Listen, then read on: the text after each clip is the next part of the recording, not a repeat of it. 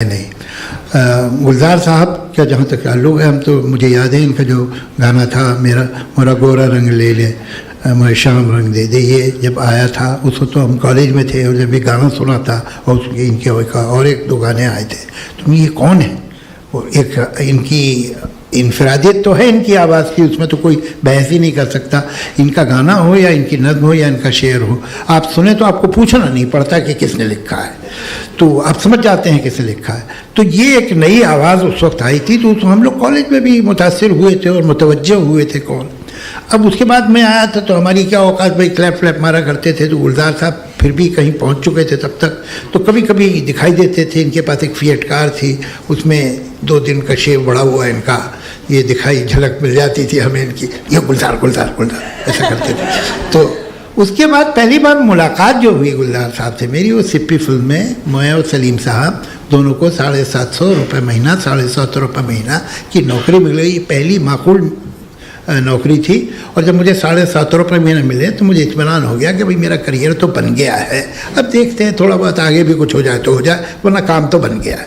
गुलजार साहब उस फिल्म के डायलॉग लिख रहे थे, हम तो एडिशनल स्क्रीन प्ले चूँकि सेकेंड हाफ पिक्चर का फंस गया था, इसके लिए हम कुछ फायर ब्रिगेड लेके अपना आए थे, तो वो बहरहाल, लेकिन फ़ायदा मेन ये हुआ पिक्चर भी चली, वो कामयाब हुई, और इस चक्कर में हमारी अच्छी दोस्ती हो गई गुलजार साहब से। अब बम्बई बड़ी मसरूफ़ नगरी है, वैसे बेकार तो लोग मिल नहीं पाते, हम लोग की भी मुलाकात कम होती है, लेकिन जब होती है तो भरपूर होती है और दिल भर के होती है। और एक मोहब्बत का रिश्ता गुलजार साहब से, वो मेरा भी सलाम कहिएगा।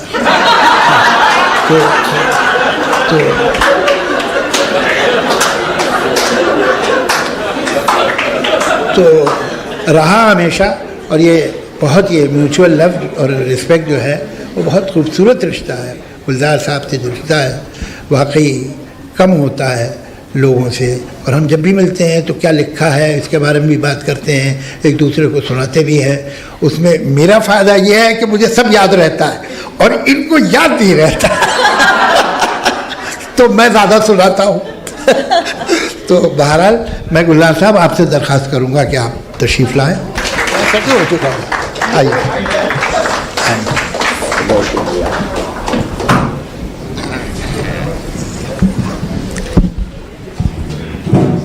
जी बहुत बहुत शुक्रिया जावेद साहब, आपने याद करा दिया वो ज़माना जब आपके साथ बैठते थे। आप कह रहे हैं जब मेरा गोरा ले ले लिखा था तो आप कॉलेज में थे, तो मैं कॉलेज से फेल हो चुका था तो इसलिए तकरीबन साथ ही चल रहे थे, थोड़ा सा पीछे थे थोड़ा सा आगे, तो मैं नौकरी पहले ढूंढ ली फिल्म में आके बिमला के साथ, और वहाँ से वो मौका लग गया था। लेकिन ये आपने सही कहा कि वो थोड़ी सी दाढ़ी बड़ी हुई देख कर के ये गुलजार हैं, तो मेरी शायरी वायरी से किसी ने नहीं पहचाना, वो या तो दाढ़ी से पहचाना और या कभी वो मोजरी पहनता था उससे पहचान लेते थे। और अब भी यही होता है कि सफ़ेद कपड़ों से पहचान ले, वरना आपको भी तजुर्बा है कि आपको उन्होंने एयरपोर्ट पे गुलजार समझ लिया था, और मुझे जावेद समझ लेते हैं बहुत से लोग, और वो क्यों होता है ये राज आप शाम को बता रहे थे, अब ये अभी तक सॉल्व नहीं हो पाया। लेकिन ये कि ये दोस्ती हमारी कुछ इस तरह हुई कि ये जो एक सांझ हो गई नाम की, और ये समझ में नहीं आया क्यों हुई, कैसे हुई। और ये अक्सर हुआ, वो किस्सा आप ही बताएंगे कि जो आपके साथ हुआ और मुझसे जो हुआ। मैं तो रक्षंदा जी के साथ अमेरिका कई 2-4 बार गया, कई जगहों पे, कई जहाँ भी, जिस शहर में भी, यहाँ भी गया, और मैंने इस बात का जिक्र किया कि अब वो मैं तो मैं कहा बाकी तो किताब में मैंने सारा पढ़ लिया, पर मैं चाहता था कि मैं अपनी एक नज़्म मेरी, अगर मुझसे पूछते अरविंद जी मिलते किसी वक्त, तो मैं इन्हें ज़रूर कहता कि ये देखिए मुझसे नहीं पूछा आपने जावेद साहब के बारे में, क्योंकि वरना मैं बहुत कुछ जानता हूँ। और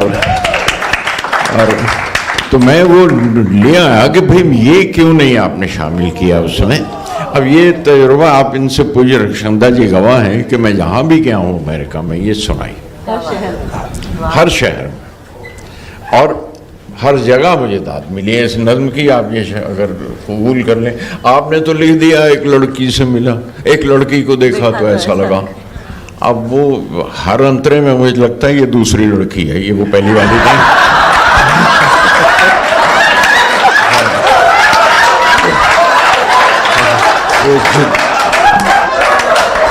जितनी बार वो अपनी तस्वीर बदलते हैं ये तो कोई और लड़की है, तो हर बार लगता है। और वो आपने कि जिंदगी धूप तुम घना साया, तब तक तो ठीक लग रहा था मुझे लग रहा था कहीं वाकई सही बड़े सीरियस हैं आपसी घर की बात कर रहे हैं, ठीक कर रहे हैं, या अब घर की है या बाहर की है वो तो आप बेहतर जानते हैं।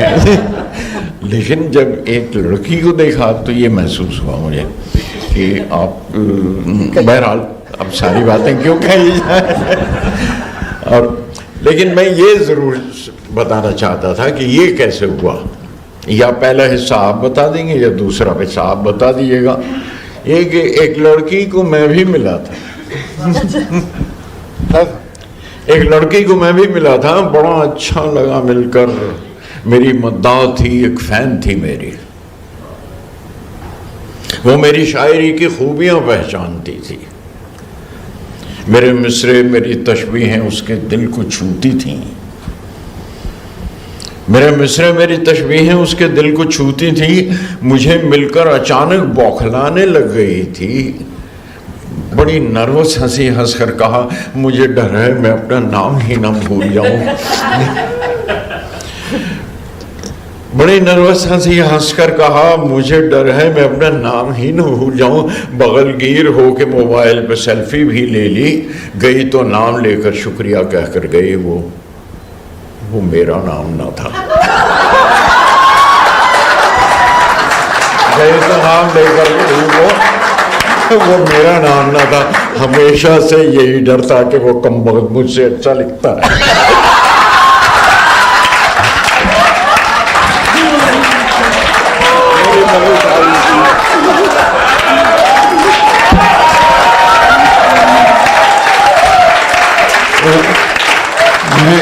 अरविंद जी, आपकी किताब का सबसे पहला असर मुझ पर ये हुआ जब मैंने आपकी किताब पढ़ी कि यार मेरे पास नहीं आए, मुझसे क्यों नहीं पूछा।